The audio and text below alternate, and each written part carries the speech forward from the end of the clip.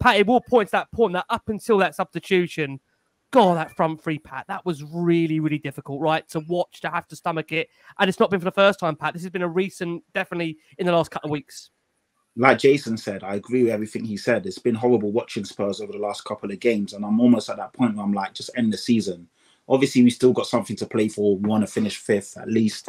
Outside chance of fourth, that's gone, if I'm being realistic. But, you know, the last couple of games, I've gone into it for the first time not enjoying it and just wanting it to be over. You kind of already can predict the result.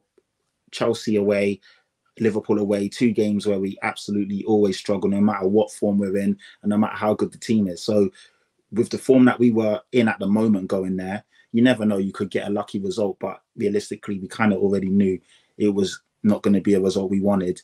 And at 4-0 down with like 30 minutes to go, you're just hoping it's not a spanking. It's not a 6-7 or 8-0 or 8-1 or 8-2. So when he did bring that... The thing is, for me, is and I understand Maddison being dropped, but I didn't understand not starting Richarlison, in my opinion. Like I said, people keep getting onto Son, and yes, admittedly, he hasn't been as good as he usually is. But for the last 30 minutes, when he had a striker to link up with, when he was on his favoured position, on his favoured foot, you saw him take on his man. He was quite successful with his dribble attempts. He was more dangerous. He obviously scored a goal, and he was active, and he was doing what you expect Son to do. Richarlison was really good, and I know Richarlison's not the best number 9 in the world, let's be honest.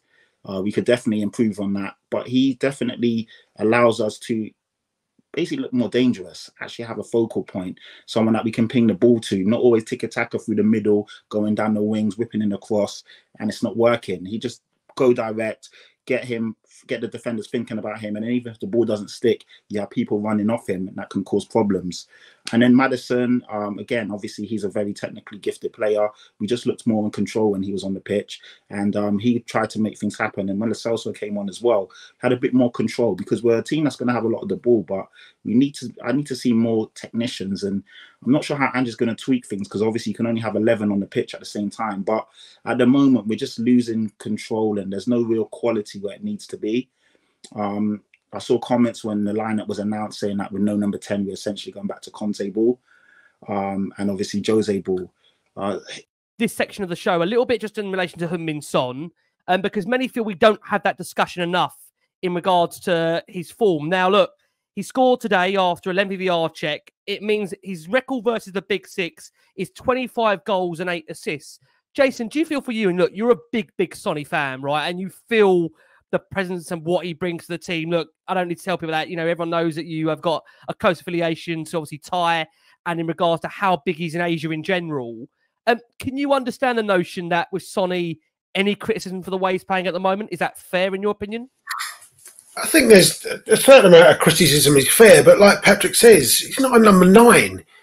He's not a number 9, and he's being played as a number 9. And I get that people, there's questions about, you know, should we sell him? I'll just ask you this. When we got a penalty last week, who did you want to take it? Sonny. If we get that game to 4-3 today, if we get it to 4-3, and we've got a player going through in the 90th minute, who do you want it to go to? Sonny. Who's the most likely one at Tottenham at the moment? Not doing it at the moment regularly, but if I said to you we've scored a goal today where a bloke's dropped his shoulder and pinged it in the top corner from 25 yards, who do you expect me to say who scored it? Sonny. There you go. There's your answer. So, you know, he's not firing on all cylinders, but he's our best forward player. So why do people want to sell him? He may not be the level he was, but he's still our best attacking player. He's still our top scorer, and he's still the person that when we get a big chance against a big team, you want it to fall to. So that's your answer for me.